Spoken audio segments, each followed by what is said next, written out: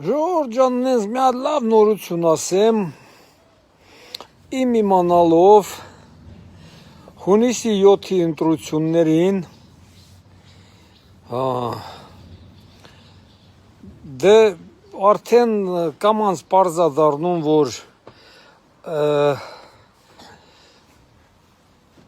այս նոր կուսակցությունը անունը ոնց էր իսկի հիշում էլ չեմ ուժեղը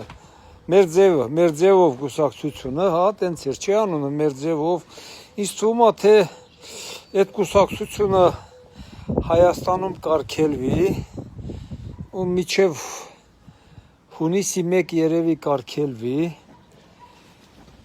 մինչև հունիսի 3-4-ն էլ ես իմ կարծիքով, իմ իմանալով Քոչարյանը երևի կբանտարկվի, տակին կմնա երևի Իշխան Սաղաթելյանը և Գագիկ Ծառուկյանը, դե Գագիկ Ծառուկյանն էլ ինձ թվում ա թե նա ինքը կհրաժարվի, չի պայքարի, ես ասեցի հունիսի 1-ից հետո ուժ շատ նորություններ ա լինելու, բայց մի քիչ գնացքը շուտ ա ոնց որ գալի,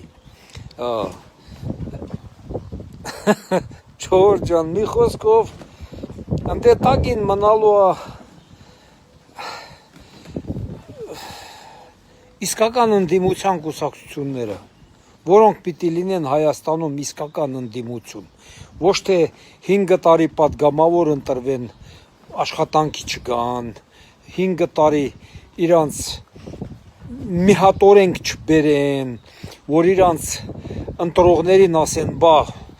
դուք մեզ ընտրել եք, մենք 5 տարում այս օրենքը բերել ենք, դուք դրանով լավ եք ապրելու,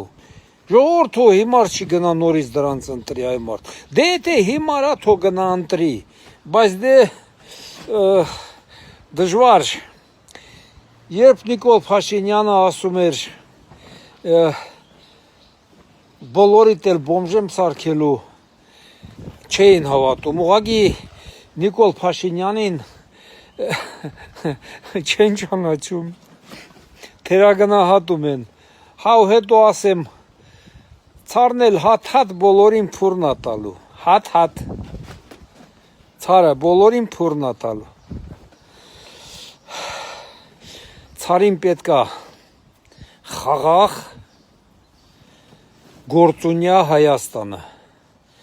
ցարին շատ ա պետք Հայաստանը, հասկանում եք, շատ, ցարին Բելարուսիան պետք չի, նրան կարող ա Բելարուսիային ընդհանրապես պետք չի, նրան օգուտ ոչ մի բան չի բերում, վնասից բացի, բայց Հայաստանը իրականում ցարին շատ ա օգնում, սա հասկացող մարդիկ գիտեն ես ինչ եմ ասում, չհասկացողները չեն իմանա ինչ եմ ասում, մի խոսքով, ցարը իր ագենտներին սաղին էլ փուրն ա տալի, և վերջ, Քոչն էլ ա իր ագենտը, հեսա դրա փաստաթղթերն էլ կհանեն, կտենաք,